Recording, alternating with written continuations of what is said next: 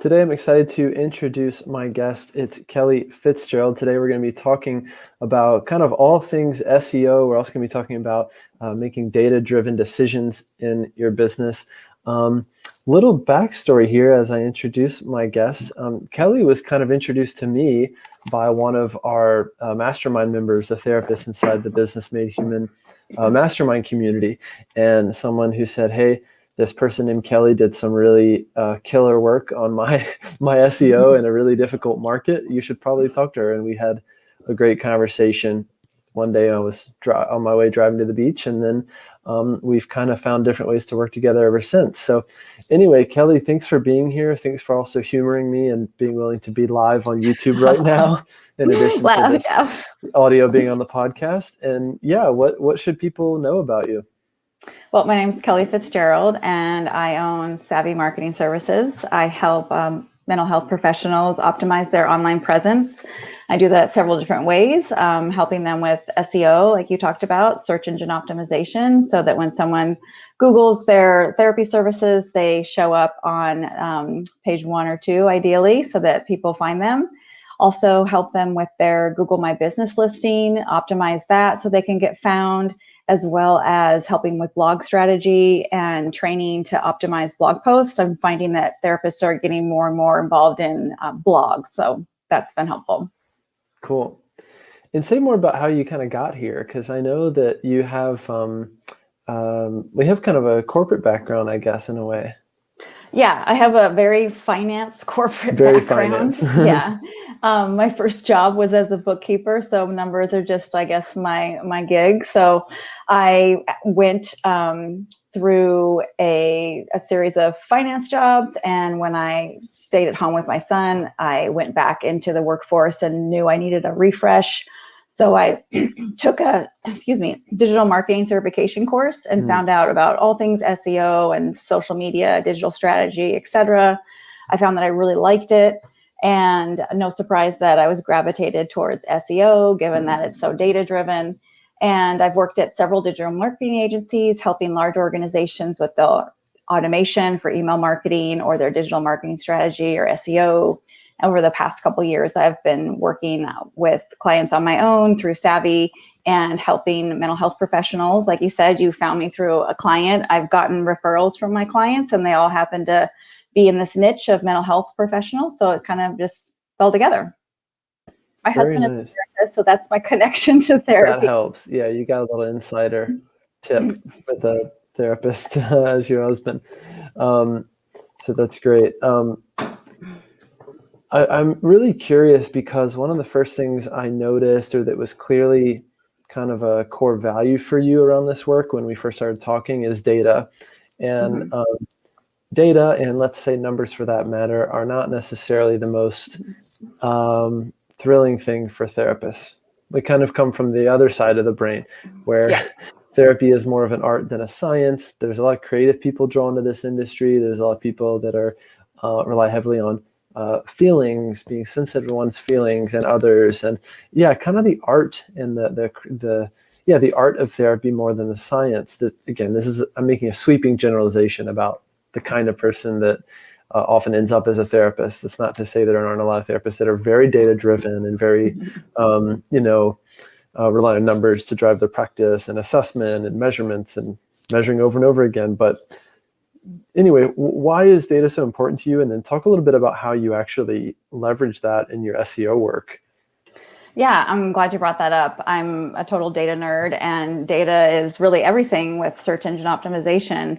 Clients often come to me and they tell me that they rank a certain position on Google for a particular keyword.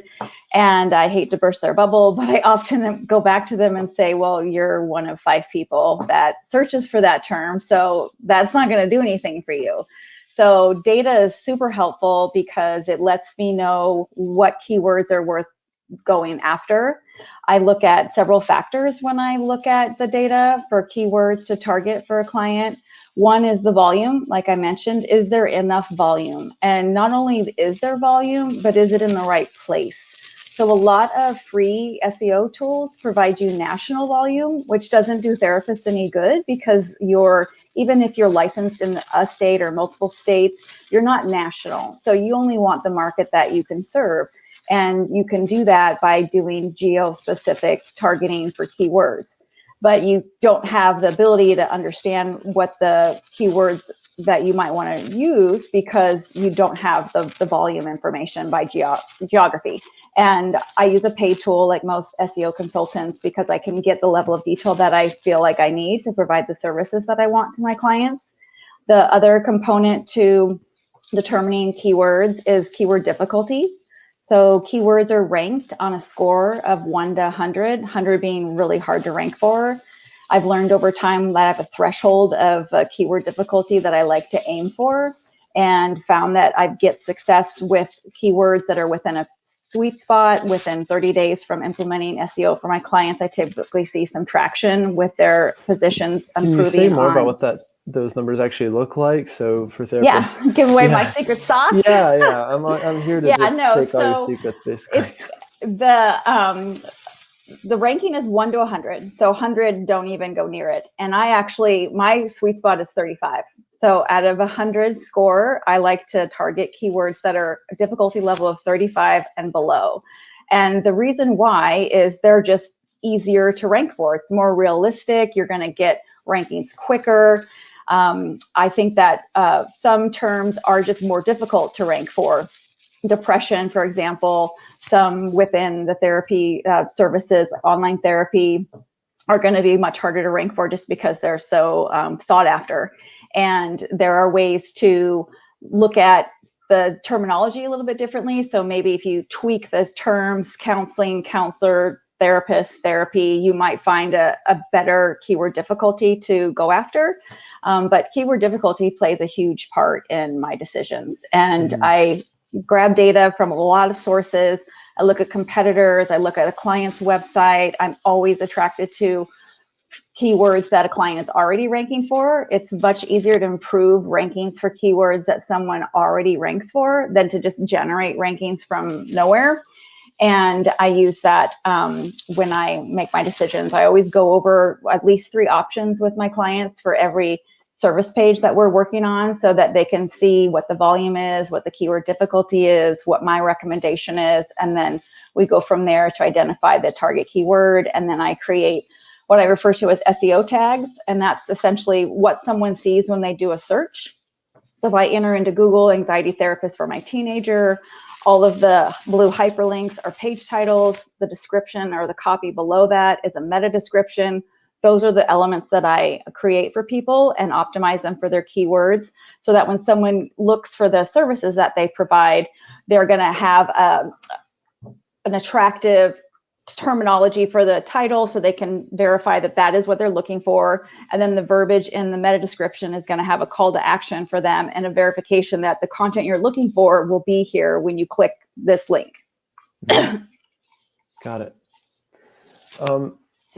So just to break it down to a really basic kind of level, right? And we have therapists that are quite experienced with SEO, some that are just getting started, or maybe anywhere in between. The first step in the process for you is a keyword research piece, right? Where you're looking for decent volume combined with a realistic difficulty score, basically. So 30, 35 or less, something like that. I guess a real green pasture kind of situation would be a really high volume and very low difficulty, meaning there's demand for it in a market. Essentially, this is a term that people are searching. This is a service that people want, and there's not a ton of people going for it. Very interesting because this intersects a lot with one's niche, right? Or choosing a niche and figuring out how far to niche down. And a lot of therapists will ask me, like, how do you decide on a niche? Or if you do decide on a niche, like, how do I determine whether it's viable for the market that I'm in? So let's say you do eating disorder work with teenagers or teenage girls or something, maybe something even more specific than that, right? And some therapists might want to know, is that viable in my market? So for that therapist, like, where would you start with them? in that process and figuring out what's going to be basically the fastest way to grow their business, which is what they really want. Yeah, great question. I actually recently had an experience with a client that was doing just this, and where we landed was, don't just chase the volume and the keyword difficulty for the target keywords that look like you could rank for. Be authentic to what you offer and the services that you want to provide. So if you're not, if you, a lot of therapists have sort of a sweet spot of what they like to provide for therapy services, whether it's helping someone with OCD or anxiety or whatever it is. So be honest with yourself which element you want to focus on. And then from there, let's look at what the competition looks like. I always start, the very first thing I do with any client is what I call an intake form, where I gather data from them. I'm trying to get as up to speed as quickly as possible on their business. And the best way to do that is just to get a download from the client. And they'll tell me what their ideal client looks like and what markets they serve, as well as what the competitors look like. And I can find a lot of information pretty quickly on competitors. And the good news typically is that most therapists aren't putting SEO efforts on the top of their list. And so the competition is usually not that high. So when I present competitive information, I'm usually saying, I can tell they are putting efforts into SEO. They are not. There's some real key indicators for me to look under the hood, if you will, on how a website is coded, to be able to see just how well the competition is doing their job for SEO. Does that answer your question? Yeah, for sure. I think it's true that a lot of therapists skip over their SEO, or for instance, they just start blogging their tail off and they assume that that's SEO are going to get them somewhere. And especially these folks that are in very dense markets, like major US cities, they can be pretty disappointed, because really foundational level, what we're doing with SEO is telling Google what our business is about. Mm-hmm. And if my business is about, selling pizza in downtown Manhattan on Fifth Avenue or whatever, that's wrong, New York City terminology, then I want to basically make sure that I have done my due diligence around looking for keyword phrases that are as descriptive as possible for what I offer a market, in the market that I'm in and the demographic that I'm in. Yep. A lot of therapists will, for instance, just say, mywebsite.com/anxiety therapy. And then everything is on that page is just anxiety therapy. Well, that's one start, right? But it's anxiety therapy where, right? Is it in Tucson or is it in Chicago? That being said, some therapists get lucky, and over time, it's almost like accidental SEO. So if you have a site long enough, like the anxiety therapy site, and you haven't put, regional or geographic descriptors in it, sometimes you get lucky, and over time, Google needs, they need resources to rank, for anxiety therapy in Tucson. And they're like, hey, a bunch of IP addresses in this area are going to this site, right? Or maybe they're coming in through Google My Business or Yelp or Psychology Today or whatever it is. And at some point, therapists can turn around and go, oh, wow, I have a site that ranks all of a sudden, and I don't know how I did it, but I did it. Yeah. Yeah. Well, I'm glad you bring up geography, because it's really overlooked, and it's so important, because Google looks at where people are located. If I search for anxiety therapists right now out of my Portland home, I'm going to get something totally different than you in San Francisco. And that indication of where you're located on your website, you can pepper it in all kinds of ways. I'm a huge fan of everyone having a designated footer that's persistent across all their pages that very clearly says where their location is, the market that they serve. Maybe if you're in New York and you serve Brooklyn and Manhattan, call that out, because that is indicators to Google as to what market you serve, and it's going to help gain audience in that market. Yeah. We're getting a couple of live questions here on YouTube, so why not answer a couple? This is pretty relevant to where we're at. Proper Chica 90 says, and I'm glad we have proper people in here, not improper people. She says, how do you insert SEO into your website? So again, great question for you to start either from top down or bottom up about how it works once you've actually done the keyword research. And let's say you found a phrase that is the phrase for your site, or maybe you can even make up an example of a phrase and then where a therapist might put it.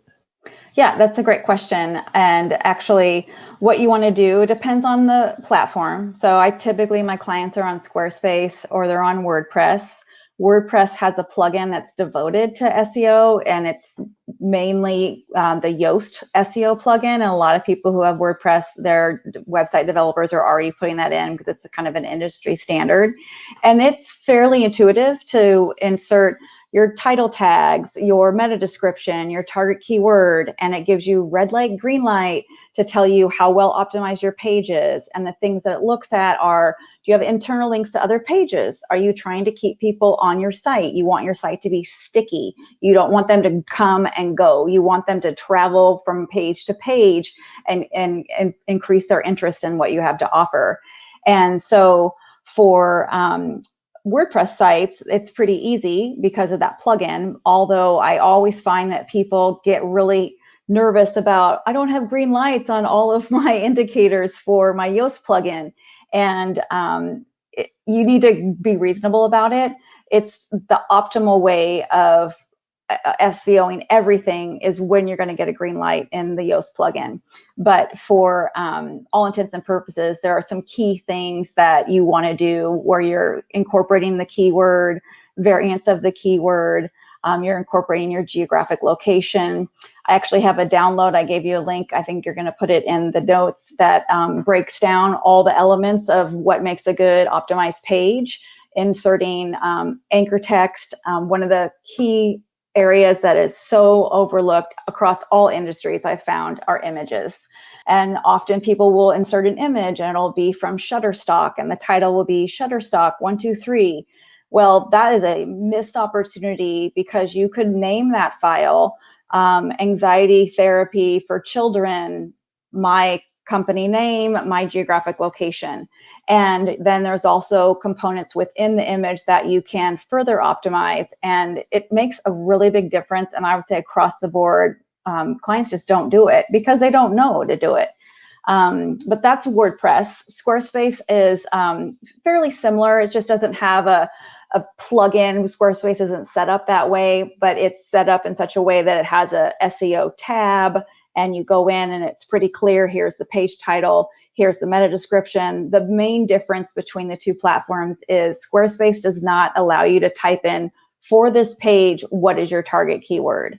And that's fine. I still recommend that people identify a keyword phrase for a particular page, and then we report off of that.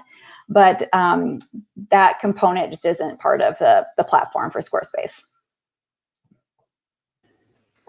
Yeah, I think the cool part is for most major website platforms, the options for the tools and plugins for doing SEO are plentiful and are getting better.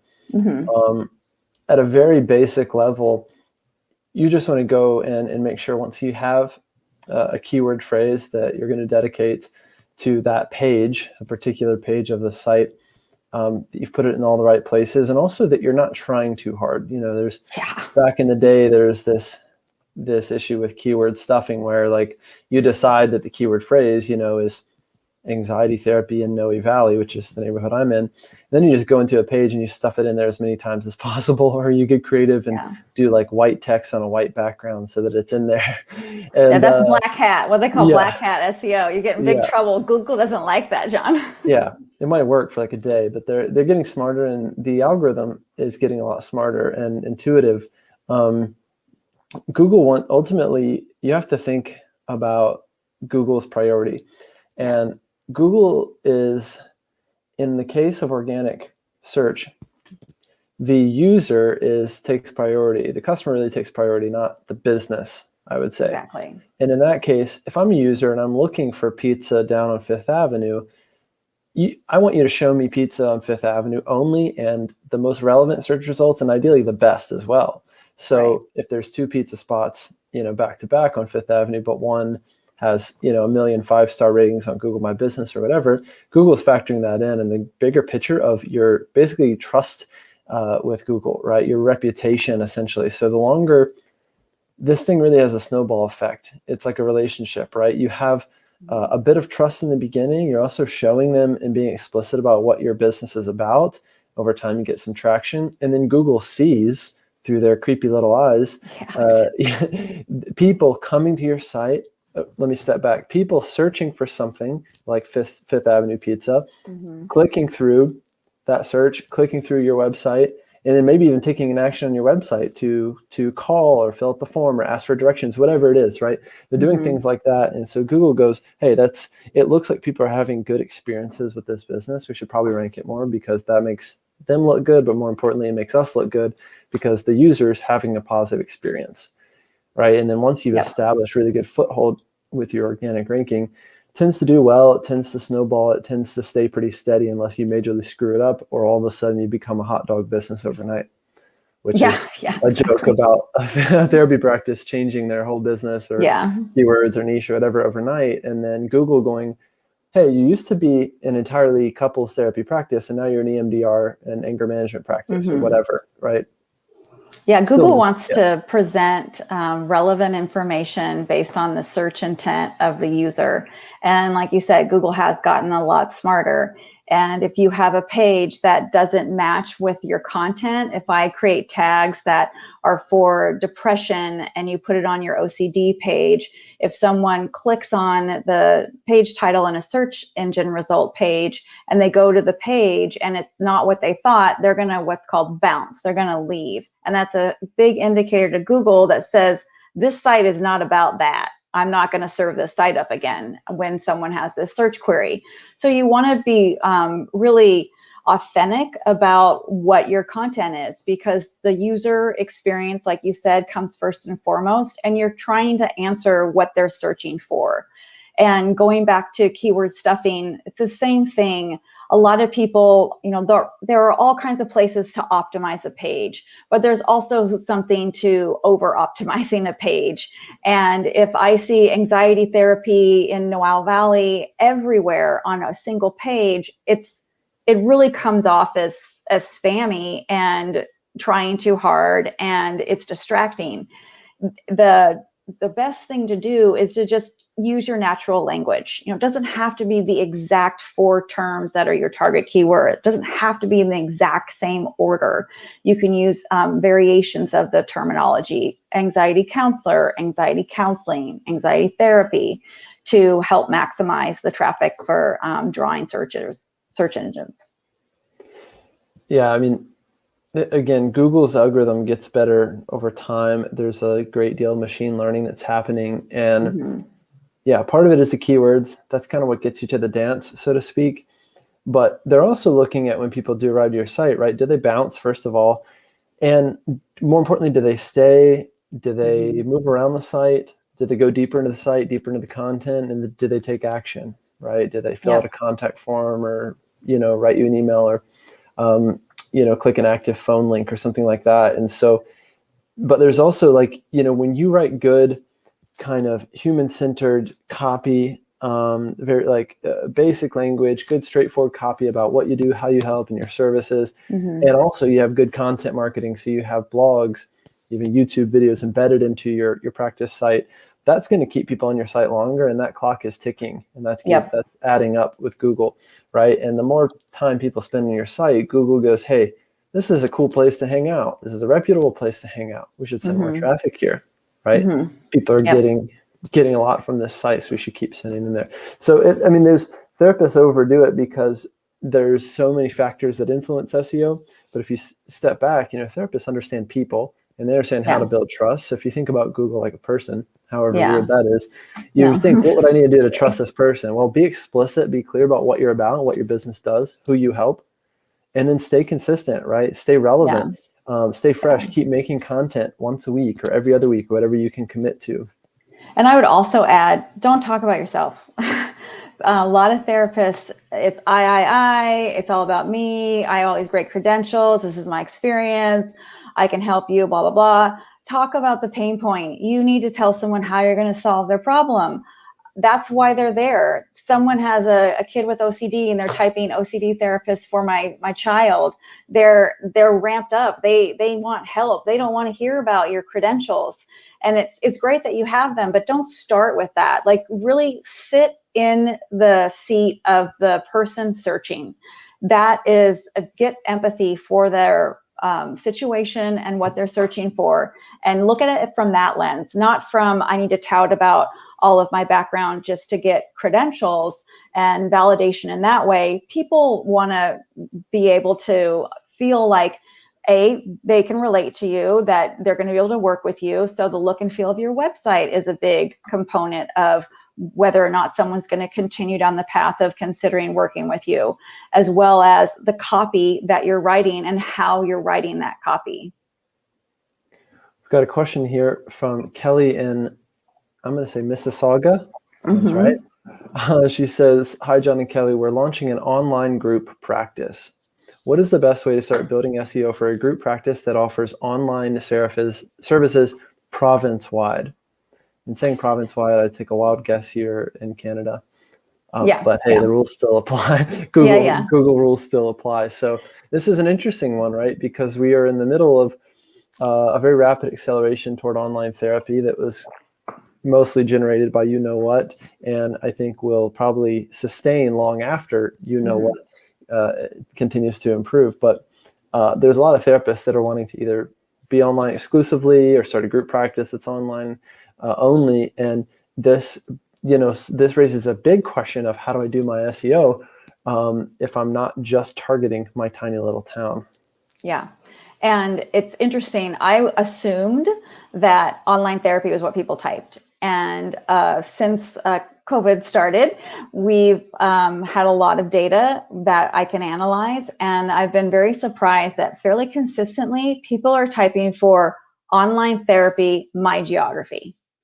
And people aren't really typing teletherapy. Sometimes they're typing virtual therapy.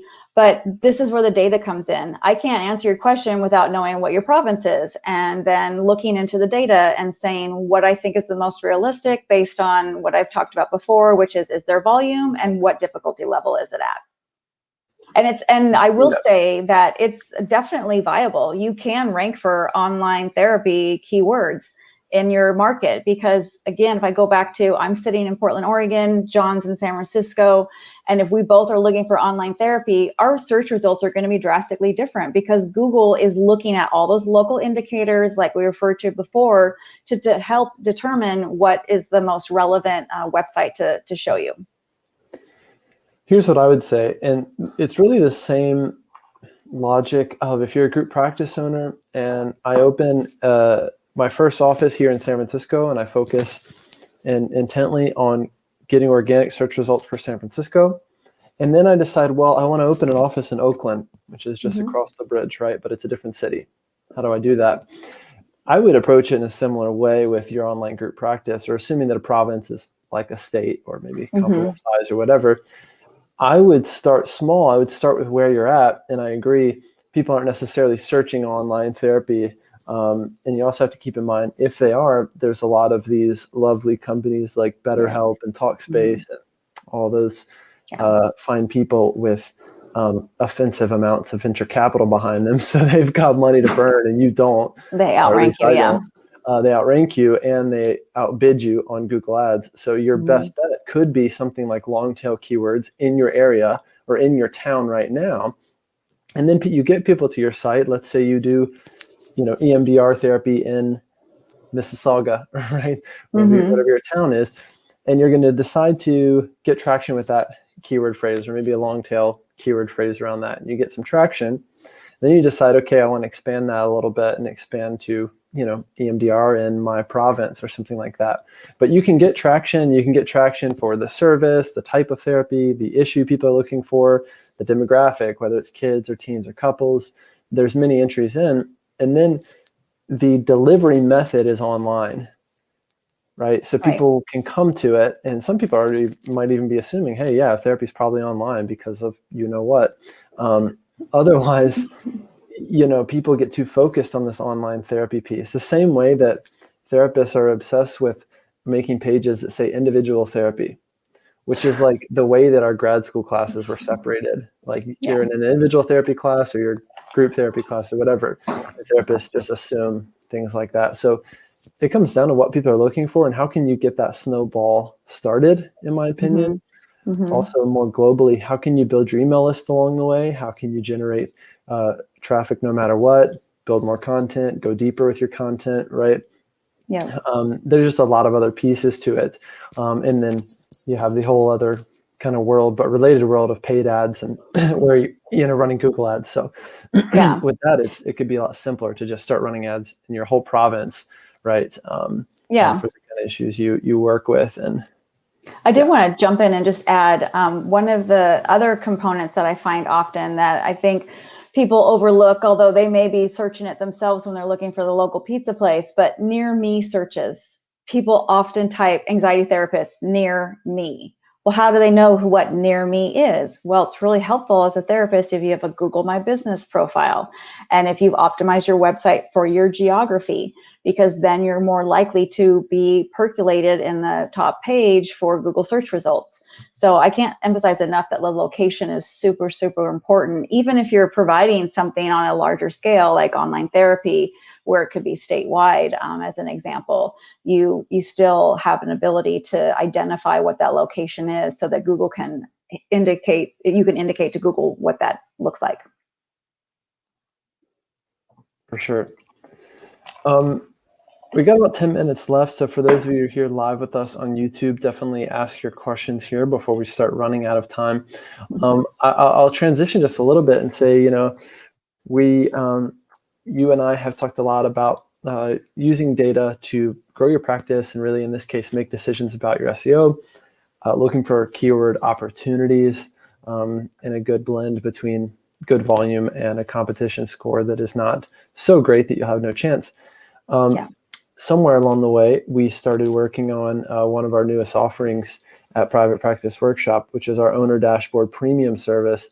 The Owner Dashboard, the old Owner Dashboard was a very humble spreadsheet that I created a long time ago with some help. And it was just a way to say, okay, as therapists, as business owners, you have some key metrics or key performance indicators that roughly reflect the health of your business, right? Same way you go into the doctor and you get vital signs, and those vital signs are kind of indicators of your health or general health. Or they might even be indicators of, hey, if this number is looking a little off, then we might want to dig here or do more assessment. The reality is therapists make decisions a lot of times on a whim, on a feeling, without knowing the numbers, right?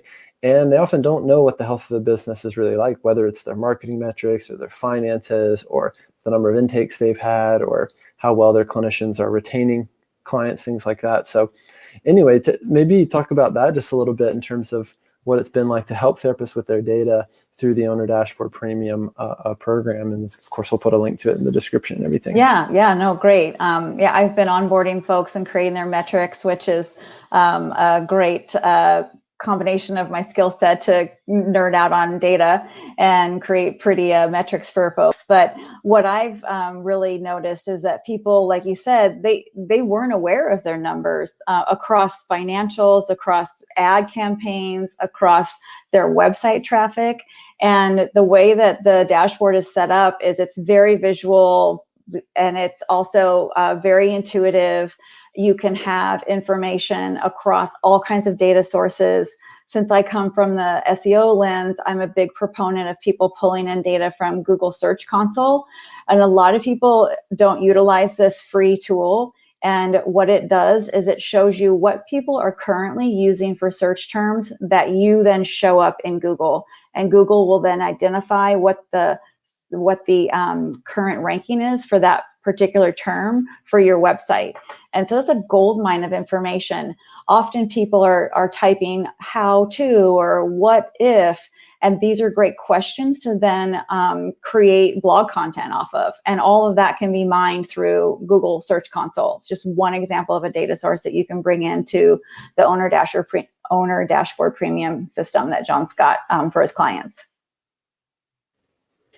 Yeah, to me, it's kind of a long overdue, service for therapists. And again, it takes a temptation a way of just making kind of random decisions. It's also very satisfying to look at data.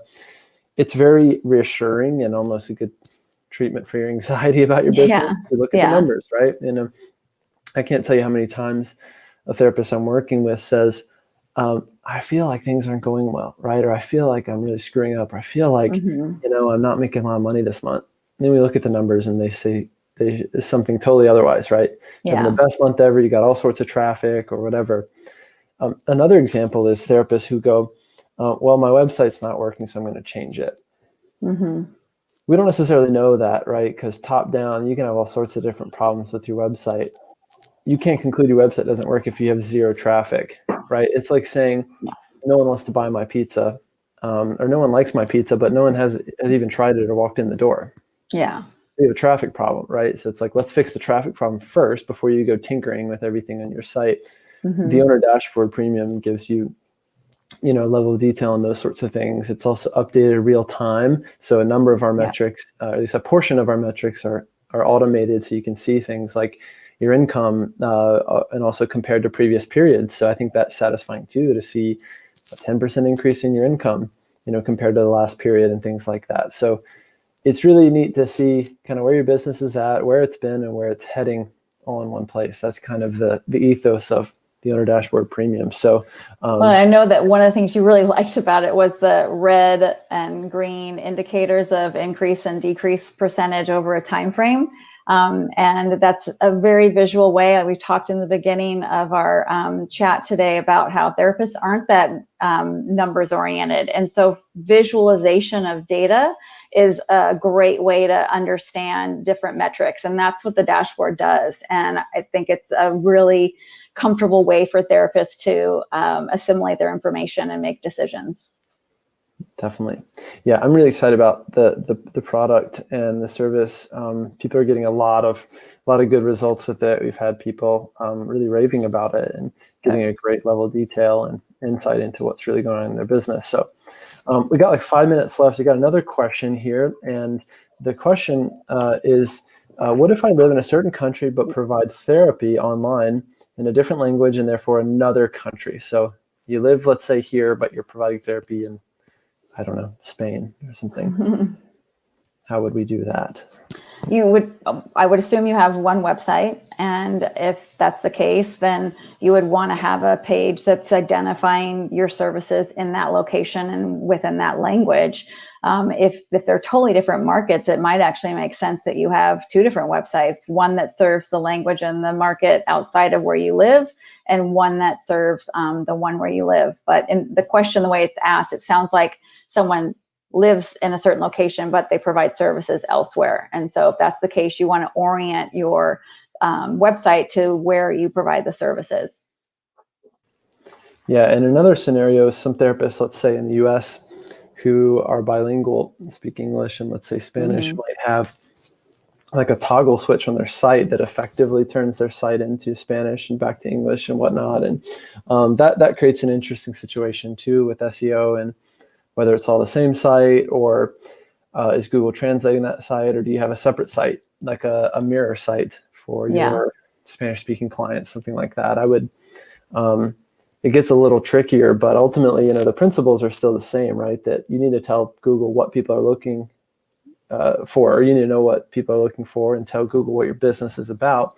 And let's say if it is in Spanish and people are searching terms in Spanish in your area, then you would want to follow the same principles that we've talked about here, with the assumption being in English. So really good question. And then I would just say the other piece, again, with the theme of today, is just look at the data along the way. So let's say you make some changes and you want to target a certain number of keywords that are in another language in another country. Take a baseline and see what traffic looks like right now for your site. Maybe it's minimal, or maybe it's a brand new site. Make the changes, right? Find the keywords, do the placement, start your content marketing strategy, right, to ramp things up, and then measure it 30, 60, 90 days. Get analytical about it. And you have to be a good scientist. You have to be like a good researcher. So you take a baseline and take that measurement, and then you make one intervention, and then you measure again, right?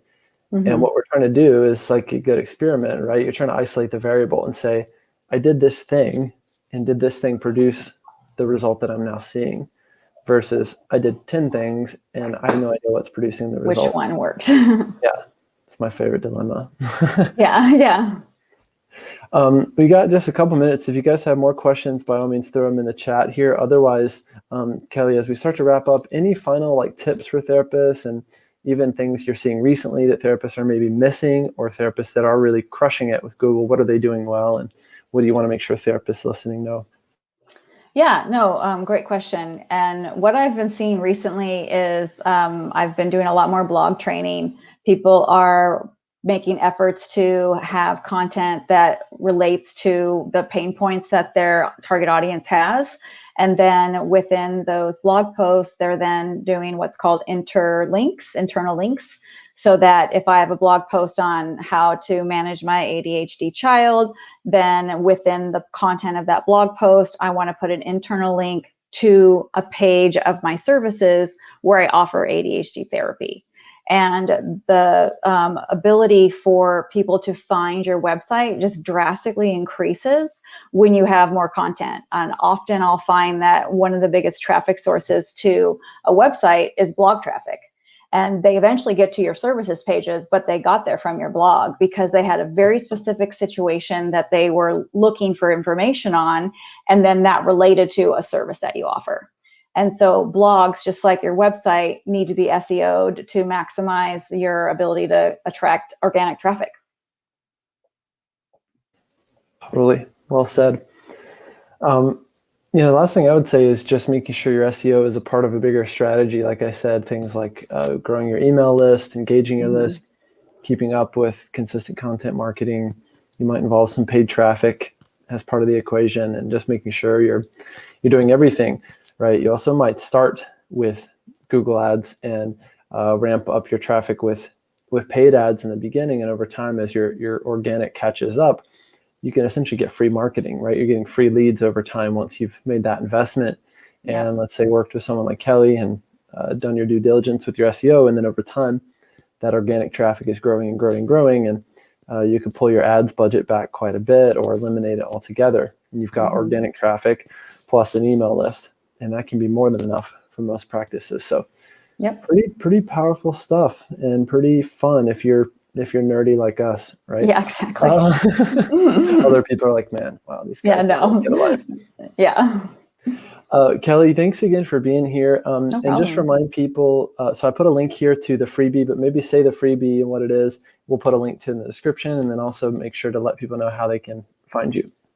Yeah, so people can find me at savvymarketingservices.com, and I offer a free consult. So if you want to schedule time with me, I'm happy to do that and talk about your current SEO efforts for your website.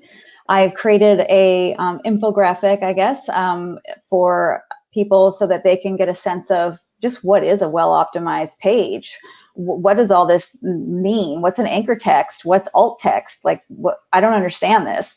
And so I've found over time that I'm so comfortable with the terminology that I needed a way to translate it better to people that don't live and breathe it. And so that was kind of the impetus for this downloadable piece of content that really shows you how you can optimize a website for your keywords. And that applies to a blog post or a services page on your website. They all have the same components that factor into search engine optimization and organic search traffic. Nice. Kelly, thanks again for being here and for taking some questions live and on the spot. I appreciate that. Again, we're here live on YouTube. This audio will also be uploaded to the podcast early next week. So make sure you're subscribed to the podcast on Spotify or iTunes or wherever you like to listen. Just search for Private Practice Workshop. So Kelly, thanks again for being here. And thanks for having me. Yeah, we'll see you guys soon. All right. Thanks so much.